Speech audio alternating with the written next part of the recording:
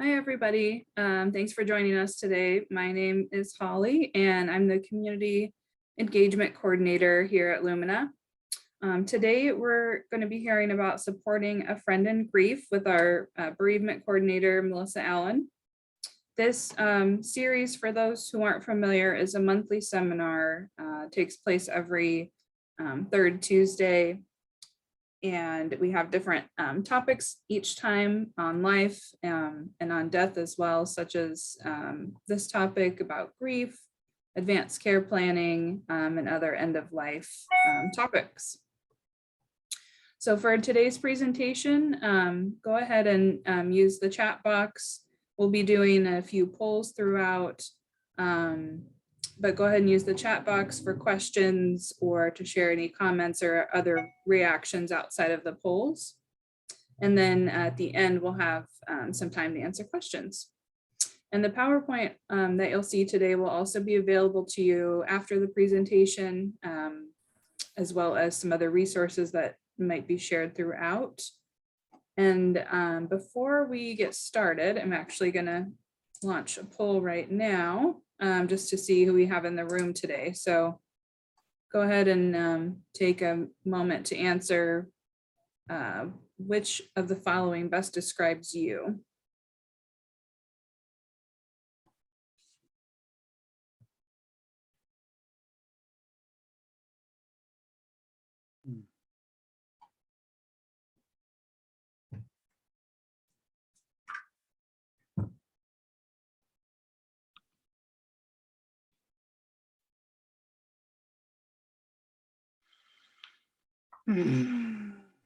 Okay, so we've got a good, just about everybody here. So we've got a good amount of hospice staff and volunteers on today, and also a lot of interested individuals. Okay. Close that out. Okay, here we go. So a little background about our presenter, Melissa, today. She is our bereavement coordinator here at Lumina, and she works with individuals and families who are dealing with loss or grief of all types, regardless of their participation in hospice. And Melissa holds a master's degree in social work, and she has been with us at Lumina since 2012. So I am going to turn it over to you. Thank you, Holly. Thanks, everybody. Glad to be with you. It's nice to be in community with you. I am realizing as I see all of your faces coming on the screen, just how nice it is to be with people, and I'll take it in any format that I can get it at this point. So thank you for showing up. I'm hoping our time today will be helpful for all of us as we kind of practice and learn about how to show up and support others who are in grief. Over the almost 11 years of being at Lumina, I've had the privilege of spending time with people in grief. And as I worked on the presentation for today, I really tried to reflect and channel what those folks have shared with me. And I've tried to weave their wisdom into the presentation today. I've tried to share some of their experiences and their stories as we move through the PowerPoint, and really used all of the people that I have interacted with in this role as my teachers and guides for our time together today. And so I'm hoping that by the end of today, we'll all maybe feel a little more sure about how we can show up and be of support to people in grief. I'd like to have Holly throw up the next poll before we move into the slides, which just will give us a sense of what is our relationship to this topic. When I look at the statistics, it looks like there are over 2.5 million deaths in the United States each year. And each death, on average, leaves behind 5 grieving people. When we think about those numbers, we think about the number of times in our lifetime that we're going to be called upon to be a supporter to someone who is experiencing grief. Most of us will be on both sides of this equation multiple times in our lifetime. We've probably already been support to someone in grief, as evidenced by the poll, where some of us are currently in this role of providing support to someone. And many of us have been or currently are also receiving support. And so we probably are well aware of things that feel good to us and things that don't. Some of us are not currently in that role, but have an awareness that at some point we will be called upon to be a supporter. And maybe there's just a few of us who are thinking, man, I hope I never have to do this, because it's hard.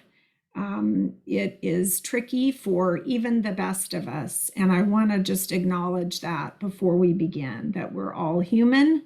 We've probably all had times in our life where we feel like we maybe didn't do the support in the best way that we could.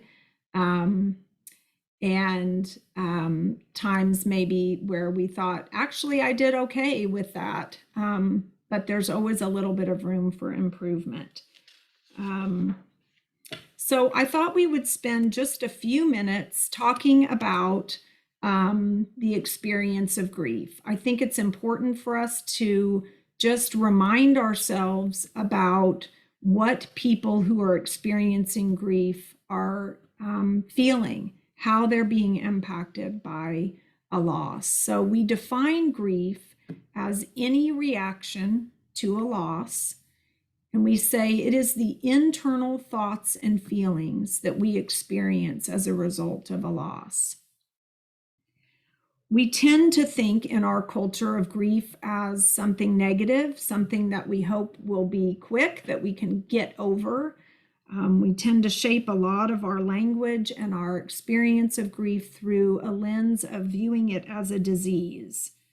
We tend to think of expressing emotion as something negative. Culturally, we try to avoid grief and the negative emotions associated with it. We are a culture that focuses and promotes positivity, gratitude, thankfulness, and in general being upbeat. And we have a more difficult time with negative emotions. The reality is that grief is a natural reaction to a loss. It's entirely normal to feel the impact when a connection that we have with someone or something ends.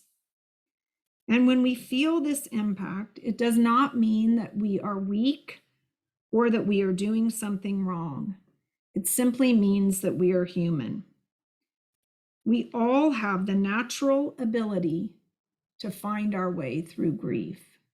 There is no quick fix for it. There's no quick solution. But each individual griever possesses the natural ability to find their way through grief. And that is an incredibly important aspect to my presentation today. We each possess the ability to find our way through grief. We say that it is necessary for our grief to be expressed and not just to be carried internally. Grief is normal, natural, and necessary. Culturally, we tend to think about grief as sorrow and sadness, and our approach to grief is often to think that if we don't acknowledge it, that maybe it won't exist. The reality is that people who are grieving feel the impact of their grief in these 5 areas. Grief often presents as physical. It's headaches, it's fatigue, it's muscle soreness, it's appetite changes. The most common grief reaction that I hear about from grievers is felt cognitively. I don't feel like myself. I'm forgetting things. I can't concentrate. I'm having a hard time making decisions.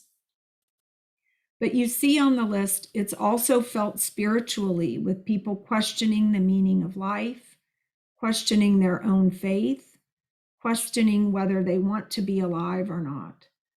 Very normal in grief. People feel the impact of their grief socially, either wanting to stay busy and be around lots of people, and sometimes wanting to be isolated and alone. And of course, emotionally, we know that grief shows up as sorrow and sadness, but it also can look like relief. It can show up as anger, shock, low self-esteem, or a yearning and a longing for our person. When we are attempting to provide support to someone in grief, I think it's incredibly important for us to recognize the different ways that grief might show up. If we see someone who has experienced a loss and they are not presenting as sad, it does not mean that they are not feeling grief. It does not mean that they are not feeling the impact of this life change. In our culture, we have a saying that says, time heals all wounds. And I think that saying informs and shapes a lot of the ways that we think about showing up for people in grief, which is generally, let's just let them wait it out and eventually they'll return to normal. What we know about grief is that time does not heal all wounds. It's actually what we do with the time that helps our grief get softer over time. We said that grief was any reaction to a loss and that grief is felt internally. Mourning we define as the outward expression of grief and sorrow. It's the way we intentionally take the internal thoughts and feelings connected to a loss and move them up and out of our body. We move the grief up and out of our body, and that's the way the grief gets softer. Mourning is an incredibly important aspect of softening our grief. It's the way that the grief gets lighter over time. Mourning can look like crying, sighing, wailing. It can look like talking about our person, telling the story of their life, telling the story of their death. It can look like participating in a ritual, having a celebration of life, having a graveside service. It can look like writing in a journal, creating art, or moving our body.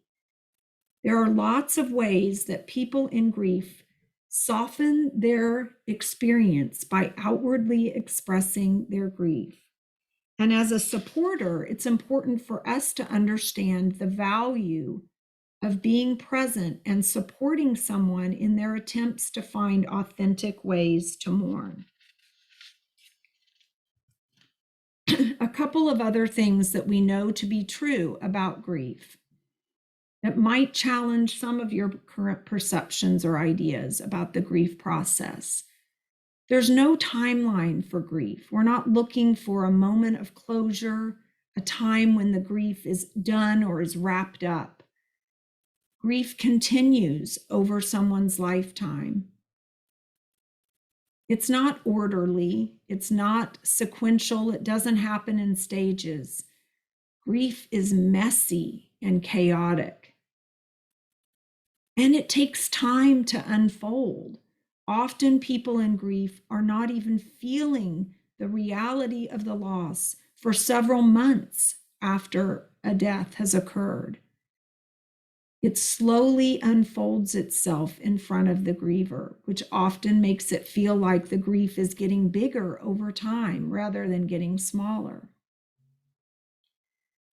We know that grief is a universal experience. We're all going to be impacted by grief many times in our lifetime.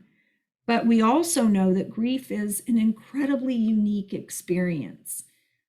What's helpful for one person isn't helpful for another. The way that the grief is impacting them is very different person to person. And of course, this makes it extra complex when we try to figure out how to support someone in grief.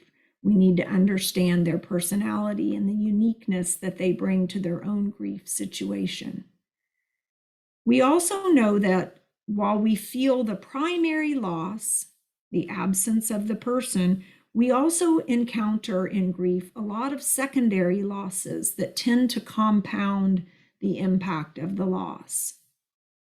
We know that grief softens by outwardly expressing it and having outlets to do that.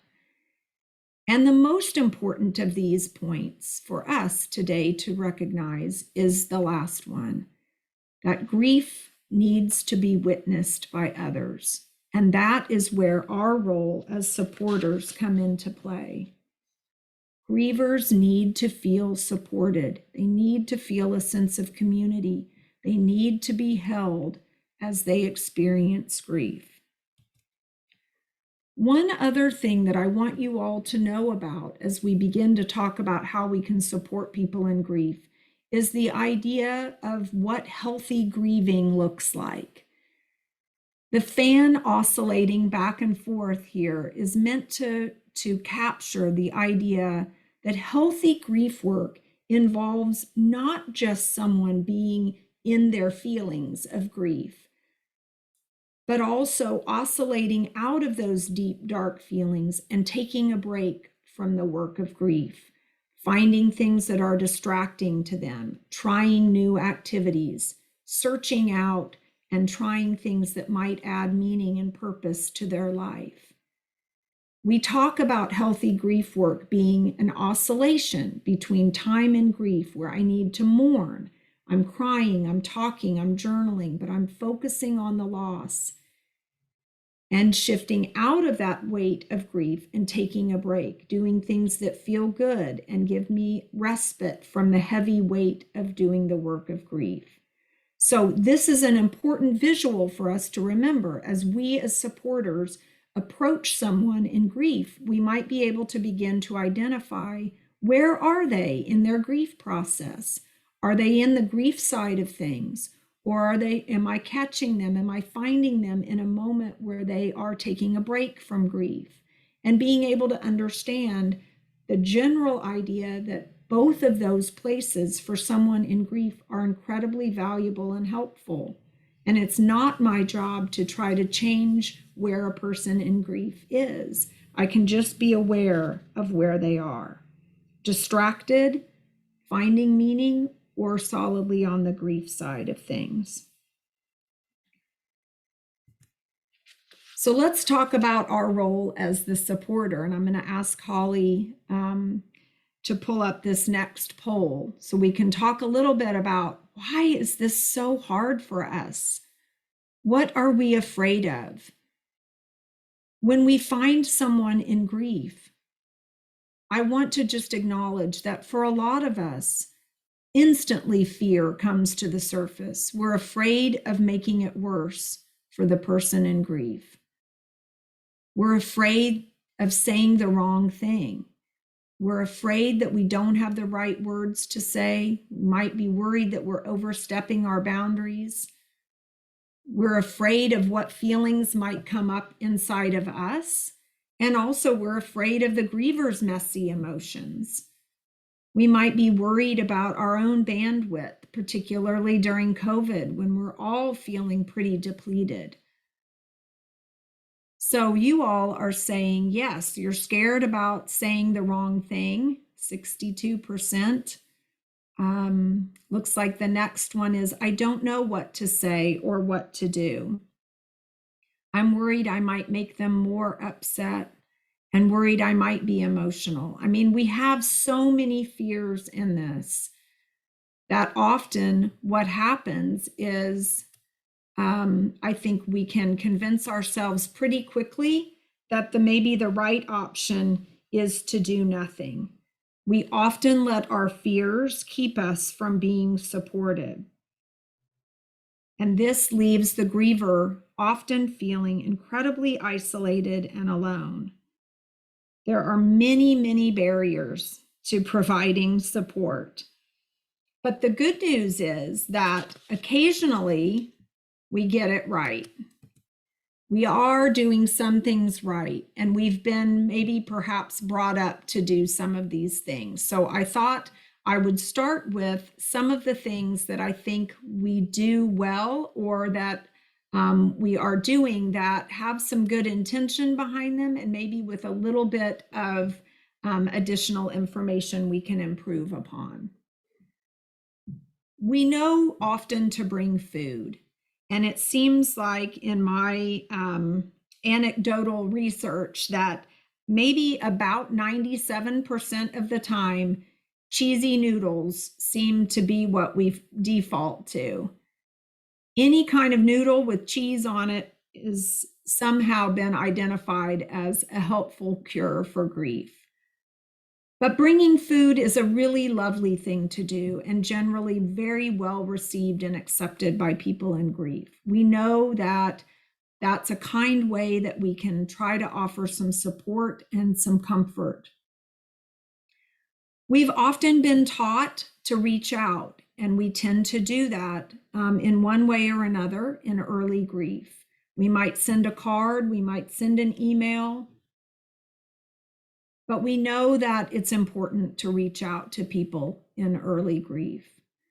And many of us are good at attending the funeral, and I want to assure you that that is a very appreciated act on the side of the family members and friends. They're so grateful to see you at the service. The number of times that someone has said to me, there were so many people in the room, I just felt so held and so supported. Or I had no idea that mom had that many friends, and it just made me feel so good to not feel alone in the recognizing of the impact of this loss.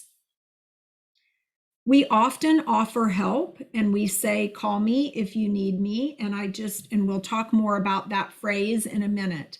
But I think that offering comes from a very good place. We mean well. We want to let someone know that we're thinking of them and that we're understanding that their world has been rocked. So again, we're doing these things fairly well, and I think we'll talk in just a minute about how we can improve on this. And now for the not so good news, which is we do a lot of things, often reflexively, when we're trying to support someone in grief. And I've listed some things here that I think we all have done, myself included, many times, coming from a well-intentioned place, but that are not so helpful to people. We often approach someone in grief with the intent to distract them from the pain of their loss.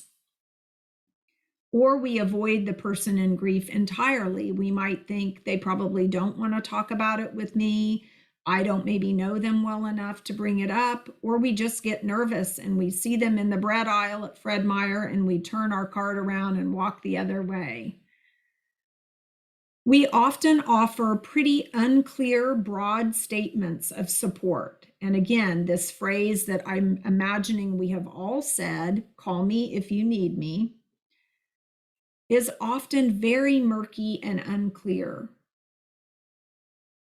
We often default to platitudes when trying to support someone in grief. And these are things that we probably haven't even given that much thought to. They're probably things we've just heard other people say, our parents, our relatives, our friends. And in a moment of seeing someone in grief, we are grasping for words, and somehow these things just come to the surface and come out of our mouth. We often limit our support. We check in once with people and then feel like we've kind of done what we need to do. The bottom two, we all have probably been guilty of, and that is we offer advice. And again, when we see someone in pain or distress, It is a natural instinct to want to try to make it better for them. And that is where our desire to offer advice comes from. But I want to really encourage you to think strongly about that before you do that in the future. The message, unfortunately, that often sends to someone in grief is that you know better than they do how to do their grief. And it also conveys that you don't think they're going to be able to figure it out without your wisdom and guidance. People in grief don't need your advice unsolicited, and they certainly don't need your judgment. Judgment comes in the form of, I wish you had gotten him to that doctor sooner, or, if they hadn't smoked, this probably wouldn't have happened. None of those statements tend to feel very good. So again, anything that we're doing to try to distract or avoid having an encounter with the griever, I want to encourage you not to do. And again, I want to remind you of our earlier slide that grief is normal and natural. It's okay for people to be feeling their feelings in grief, and we can trust in their ability to find their way through. So let's talk a little bit about what does help. Well, we can really get in our heads about this. We can think, well, I could cook them some cheesy noodles, but I don't really know how to cook that well. So maybe I'll buy them some food, but I don't know what they like. And I think one of them's gluten-free, and that's kind of expensive anyway. Maybe I'll get flowers. No, flowers, then they'll just have to do something with the vase later. I guess I could just send them an email. Wait, is an email weird? That might be weird.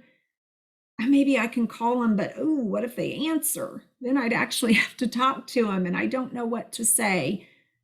Unfortunately, what tends to happen when we get all in our head about this is that we do nothing.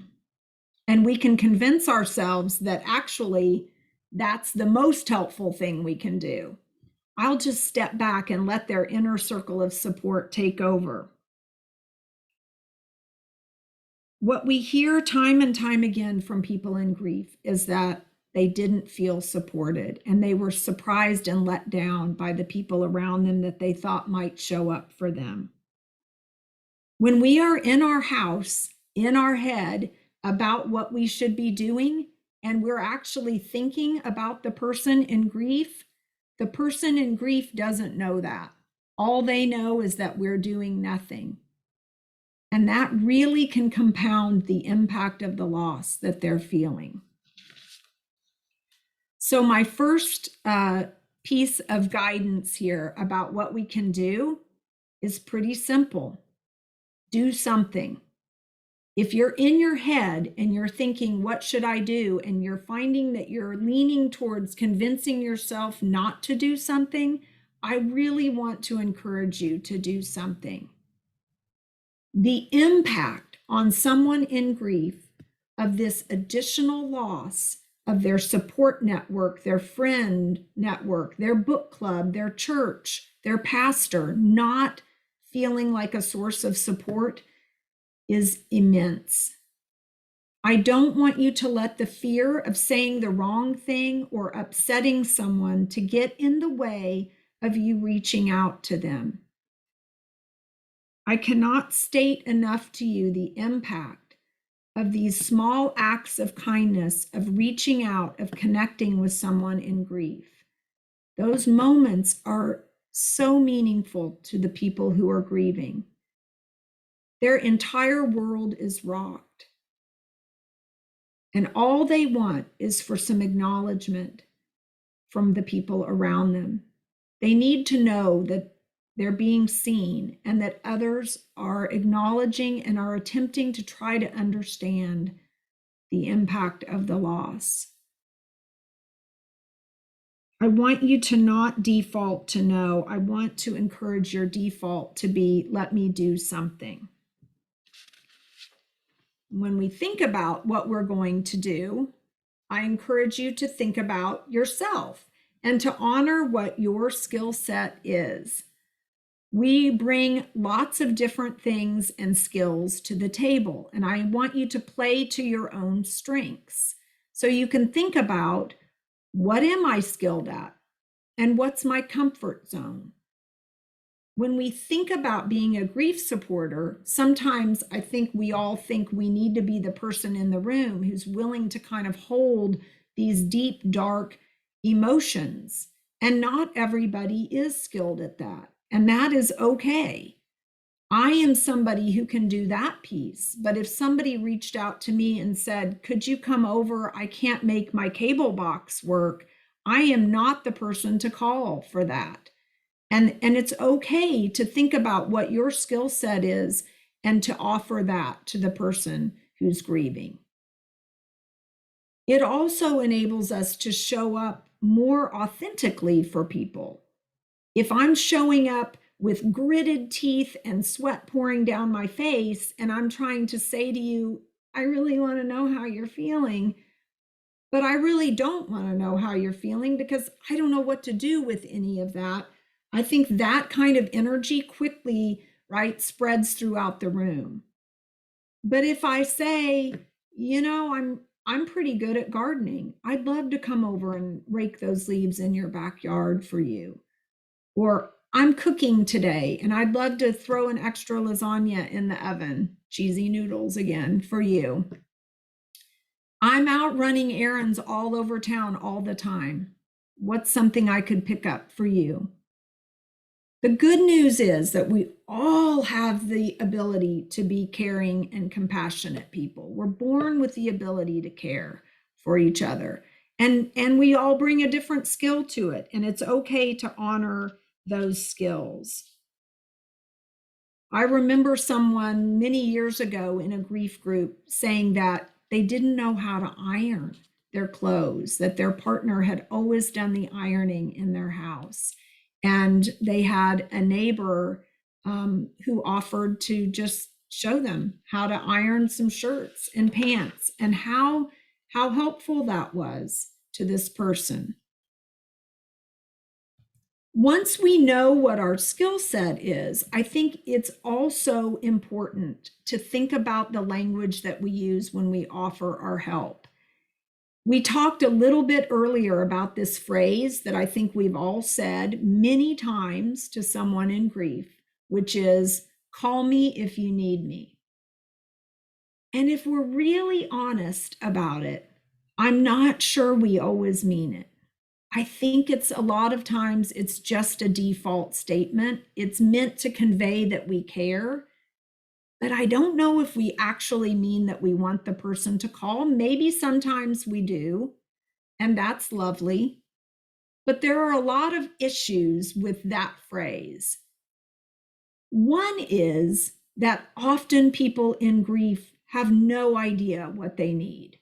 So when we offer this broad statement to them of call me if you need me, I think it leaves grievers to kind of try to figure out, well, what do I need? And it also additionally puts the responsibility on the griever to then pick up the phone and be brave enough to ask. And it means the griever has to somehow try to figure out what it is that they think you meant when you asked that, when you offered to help. So being specific about what it is that we could offer is incredibly helpful to the person in grief. And I'll give you a good example of this.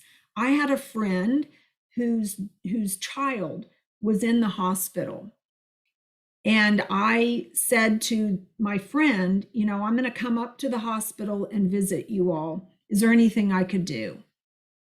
Mistake. A little broad. And she was very stressed and things were feeling very chaotic to her. And she just said, I have no idea. I can't think of anything. And I said, well, I could get some food. I thought it might be nice to bring some food. And again, she said, I can't even think about what food my daughter likes at all.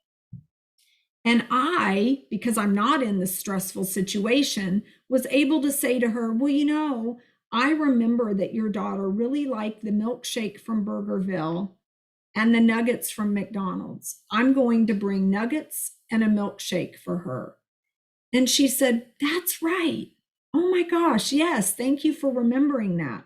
In her stress and overwhelm moment, she couldn't even remember what kind of food anybody liked. So being specific is helpful, and it also just provides a lot of clarity for the person. Years ago in a group, a woman told a story about the months after her husband died. Each time she would go outside, she would often see her next door neighbor, and he would say to her, "Call me if you need me," many times. And she wasn't ever really sure what that meant. But one afternoon after a storm, a fairly large piece of limb, a branch, had fallen in her backyard. And she thought, "I'm going to call him. I need some help with this." And she bravely picks up the phone and calls the neighbor and says, "Hey, you said to call you if I needed something, and I need some help figuring out what to do with this branch that fell." And the neighbor responded by saying, "That's not the kind of help that I meant." Ugh. It takes a lot of courage for someone in grief to reach out and to express a need that they have. Grievers already feel incredibly compromised and needy. So to pick up the phone and call and get shut down in their asking for help is incredibly painful. And the message that it left for this woman was, don't ask for help. People are saying that to you, but they really don't mean it. So the extra benefit of being specific is it actually conveys to the griever, this is truly what I mean, and this is something I actually can do for you. So I invite you to be specific in the ways that you offer your help to people. I also encourage you to check in more than once. We all tend to offer support in that initial weeks after a death, which, as we said earlier, is lovely. Incredibly lovely for people in grief. However, we also know that grief unfolds over time. It's often not felt until around 4 to 6 weeks after a death. That's the time that people in grief are starting to feel the full impact of the death. They're beginning to have the ability to articulate how they're feeling. And that's often the same time that our support tends to be sort of dissipating for people. So at the time that they're ready to talk and they're beginning to understand the impact of the loss, they're looking around and saying, everybody else is kind of going back to their life again. Checking in again, really, really helpful to people. That can look like sending a card again, especially around special occasions, birthdays, holidays, death anniversaries. Those are all very important times where we know grief normally intensifies, and it feels wonderful to have people remembering you at those times. The quote at the bottom of this screen really says it well. Sums this up. After the funeral, I heard from no one. It was as if I was supposed to be done with my grieving, and therefore I felt like I could not let others know how deeply I was hurting. Continuing to check in reminds people that you're there and available, and it also normalizes the fact that we would expect them to still be feeling grief months and years into their grief experience. I also want to just say that it's never too late to check in. If for whatever reason you didn't do it in the beginning, maybe you didn't know, you hadn't heard, you got all in your head and got analysis paralysis, it's never too late to send a card. It's never too late to send an email or a text or reach out to someone on the phone and offer your condolences. I want to encourage you as a supporter to listen more and say less. And I'm hoping that this comes as a relief. When we think about that earlier poll and the way that we all kind of acknowledge we're worried about what words to say, the good news perhaps is that there are no perfect right words to say, and that often the best support is silent support. If we think back to the definition of mourning, and we recognize that people experiencing grief need places where they can outwardly express their grief, our role is not to fill the space with words and distraction and positivity, as much as our role is just to hold the space and allow them to express, to tell the life story, to share about the death story, to reminisce, to question, to wonder what's next. We don't have to approach the griever with a fix or a solution. Again, grief is normal and natural. Our role is really about creating spaces for them to mourn while feeling witnessed. When we can get out of our head about thinking as we're listening about what we're going to say next. Oh gosh, what response do I need to give? We suddenly come out of the listening role and we're in our head about what to say next. So when we're listening, we're focused entirely on what the person is saying, and we're not simultaneously thinking about what our response needs to be. Our presence is good. It's enough. I encourage you to think about being silent 95% of the time that you're supporting someone in grief. Empathetic listening, really compassionately listening, heart-centered listening involves 95% silence on the part of the supporter. Saying little, listening more. And I want to just add that the listening is also about reading the room, paying attention to all the things that are happening, and trusting the griever, following their lead. I encourage you to think about keeping the focus on the griever. And I'm going to tell you a little scenario that perhaps you have also encountered. When we listen to someone in grief, we often have our own grief and loss experiences activated. And our inclination comes from a good place. Our inclination is often to want to share a similar situation or experience with the griever. Unfortunately, what sometimes happens in these situations is that by telling our own story back to the griever, the focus shifts from the grieving person onto us. We want to think about keeping the focus on the griever. I want you to recognize your own experiences with grief and loss. I want you to be aware of what those triggers might be. I want you to have compassion for yourself. And I want you to think about finding other places to find your own support in grief as you need it. So that when you are with the primary person, the person at the center of this circle on the slide, that your focus is pouring in support towards that person and that you are not requiring support from that person.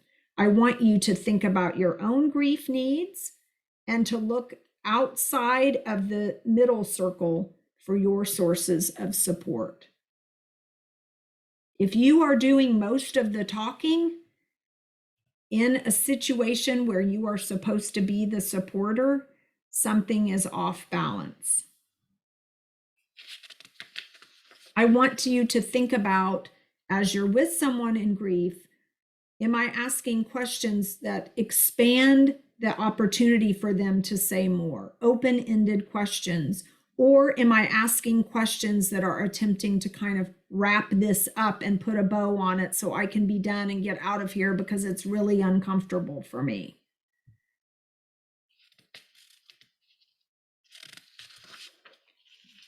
I want you to think about allowing emotions.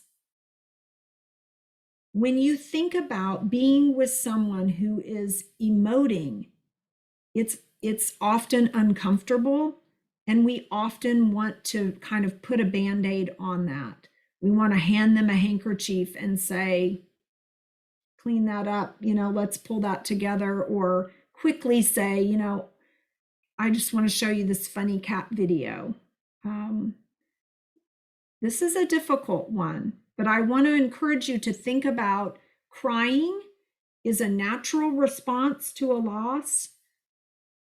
It's a beautiful way that our body allows us to mourn without having to find any words to put to our experience. We can outwardly express the grief, and we do it in a way that conveys to others that we are in need of support and compassion.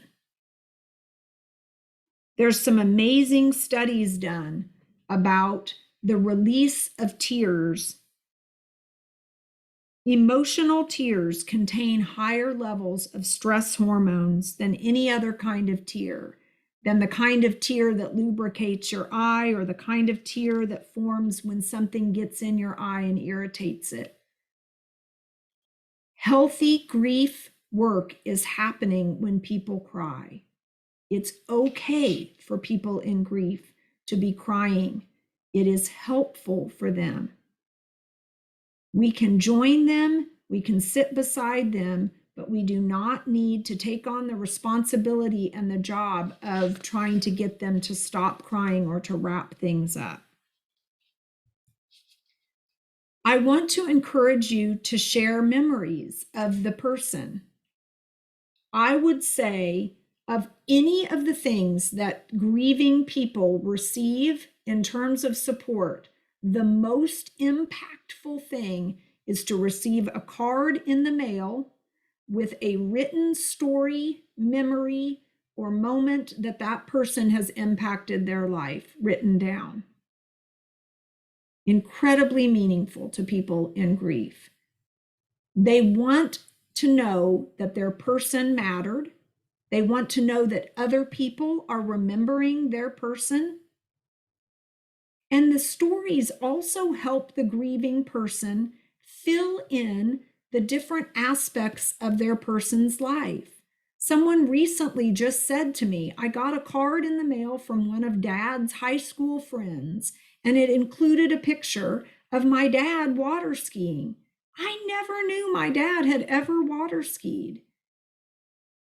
It just gave me another way to think about my dad and who he was in the world. Please say the person's name to the griever. They love hearing their person's name. Frequently, I hear from people, nobody is saying their name. Nobody is mentioning them around me. They're tiptoeing around this. It's the elephant in the room. It's okay to ask about their person who died. It's okay to say their person's name. And it's lovely to share a memory with that person at any time. Alan Wofelt is a grief and loss expert and writer. He's written many excellent books about the grief process and about how to support people in grief. And his terminology is companioning the griever. And I included this because this visual for me has been incredibly helpful as I attempt to support people in grief. Companioning the griever, Alan Wofelt says, is the idea of trusting in the griever's ability to find their way through grief and acknowledging that as a supporter to someone in grief, it is not our job to get in front of someone in grief and pull or guide them in any direction. Instead, we think about coming alongside the griever, joining them wherever they are. If they want to go deep and dark, if they're in a soul-searching time of their grief, I'm joining them in that soul-searching time. I'm listening. compassionately inquisitive about what they're experiencing. If they are in a moment of distraction and they want to talk to me about a show on Netflix that's giving them a reprieve from the darkness of their grief, I can talk about Netflix with them. Think about, as you approach a griever, think about your role as a companion. I think you will find it very helpful if you see someone at Fred Meyer who's grieving and they are buying a loaf of bread. You can join them in buying a loaf of bread, right? You can say, how's it going? No, you're getting the whole wheat. If you see a grieving person on a park bench crying, can you sit down beside them, squeeze their hand, and say, how can I be of support to you in this moment? How are you feeling right now? I'm here for you. We're joining the griever where they are.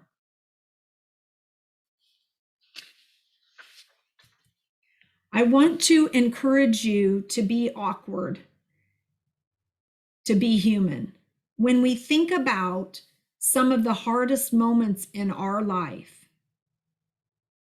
and who we want to show up for us, or maybe who has shown up for us in those moments, it's not the perfect person that we want by our side. It's not the person whose life is seemingly all together and who's never seemingly had any struggles or hardship. We actually want the person with us who's truly human, who we know has been through some stuff and is still standing. We want somebody who's willing to say, I made a mistake, and then I got up and I tried again. So even if it feels awkward and you feel like you don't know what to say, you don't have the right words, you fumbled around, you said something dumb, it's all okay. You can own it, you can admit it. Someone recently told me about being at Freddy's and seeing a friend of theirs who was grieving, and that they just didn't do it right. They fumbled around and stammered, and it was awkward.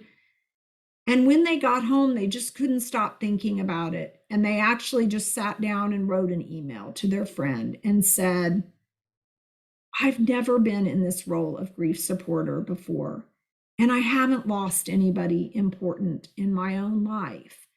And today was really awkward, and I didn't do it in the way that I wanted to. I really want to be helpful to you, and I'm sorry about today. And it just broke the ice, and the friend wrote back and said, thank you.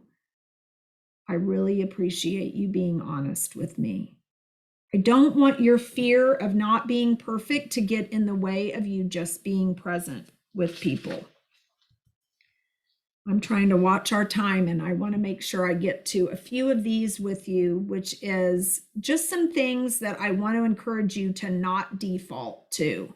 If you are starting any sentence with at least, please just stop talking to someone in grief. Take a beat, rethink what you're saying. You do not need to try to find the silver lining in their loss for them.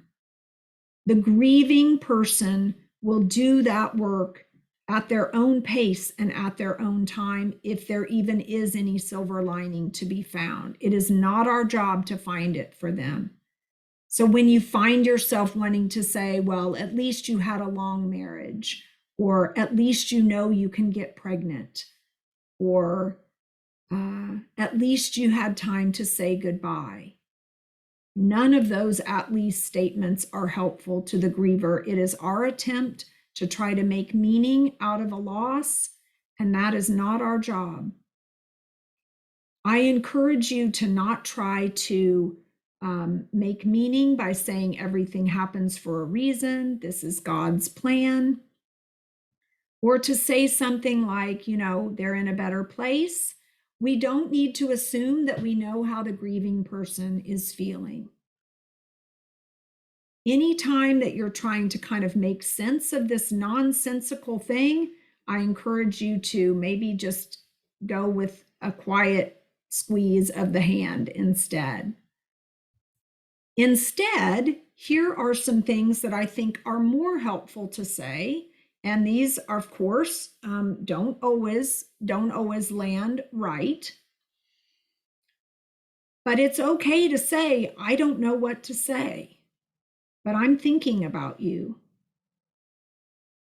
I'm sorry for what has happened. How are you feeling right now in this moment? Is this a good time to talk? I'd really like to talk more deeply with you. Could I call and set up a time for us to talk?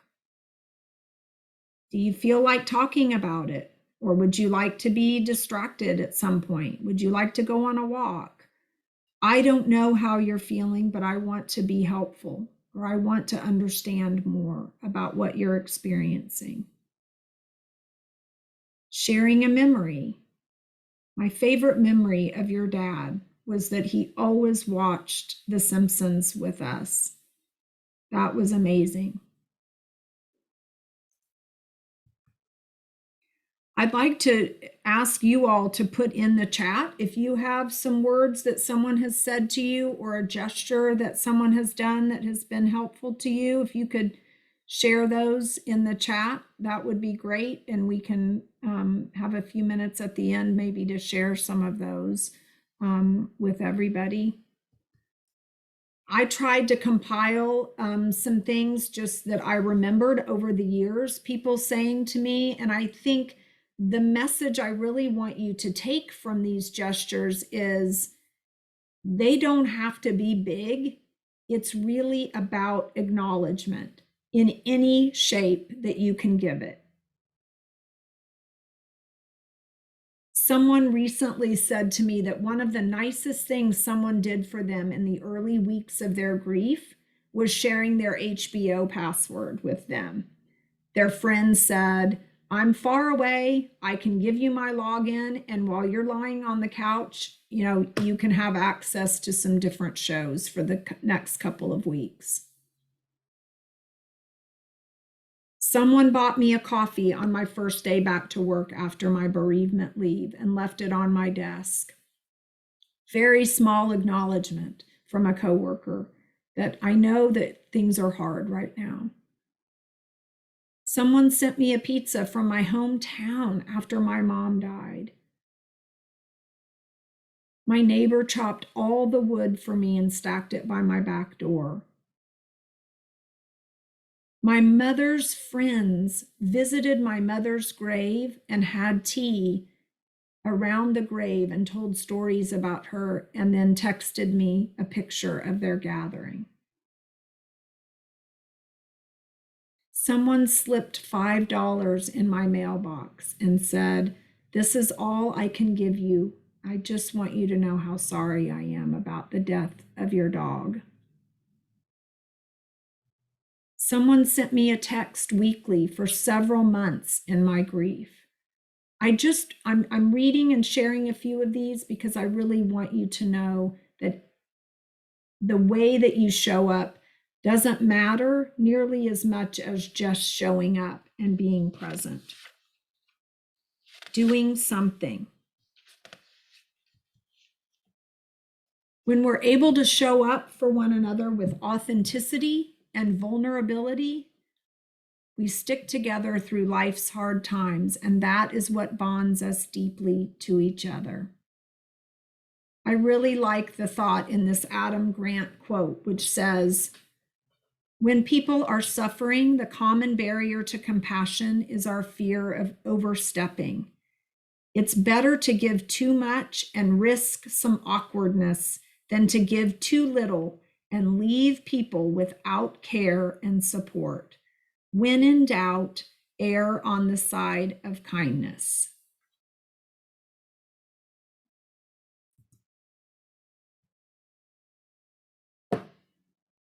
I want to hear from you all. I'm sorry that I can't see you, but I'd love to hear from you about any questions or comments, Holly, that we want to share. Yeah, sorry, I'm trying to find myself so I can come back on the screen here. Okay. We go. We've had lots of helpful gestures come through the chat, which is nice to see some of those. And Oh, good. Andrea made a comment earlier on that I wrote down when you were talking about, you know, what may not be helpful to say, and she said pause and wait. WAIT. Why am I talking? Just, you know, think about what you say before. Yes. Yeah. Yes, there are numerous times in the grief groups where people have said, my friend came over to be with me in my grief and could not stop talking, filled every space with, you know, jibber jabber, foisting themselves into the situation. And I think that's an excellent guide to just take a beat, pause. There's often more that the griever wants to say, and it's also just fine to sit together in quiet. In early months of grief, our head is often swirling with thoughts and worries and fears, tons of emotions happening. And so moments of quiet and stillness while feeling supported can be very impactful and helpful, just calming.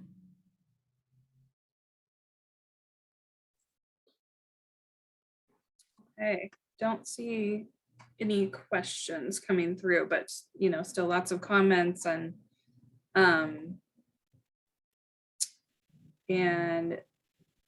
about the, oh yes, so the presentation, the slides and the recording will be available for those who are asking about that. So should be receiving that in the next day or so. And then Melissa also had a few resources that we didn't have time to get to, a couple videos and some other helpful graphics and things. So those will be on the slides, and we'll also put those in the email for you all to take a look at. Okay. Can you share just a few of the gestures, Holly, with us? Sure. Let's see, we've had invitation to an event or inviting them to come out. Just saying I'm here for you.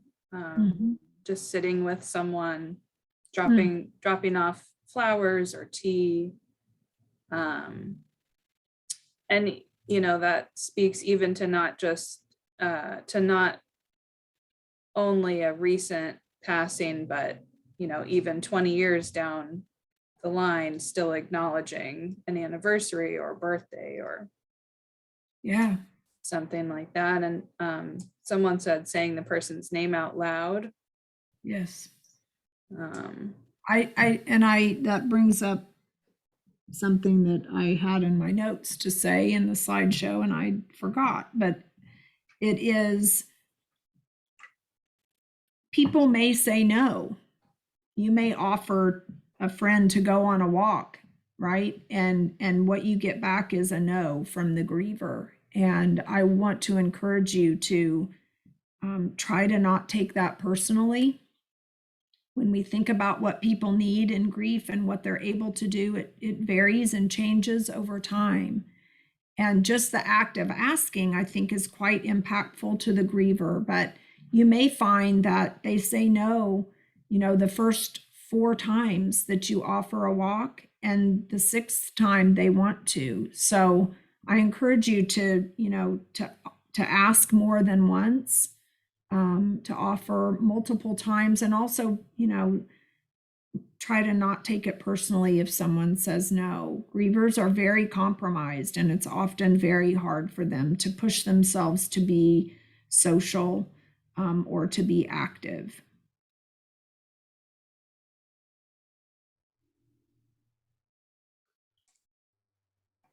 Thank you. Okay, well, thanks, Melissa. This has been a really helpful seminar, I think. And like we mentioned, the recording will be available to you all. So keep an eye out for that. And we'll also be sending you information about next month's Illuminating series, which will be on funeral trends of the past, present, and future. So thank you all for being here today. Thank you. So nice to see you all.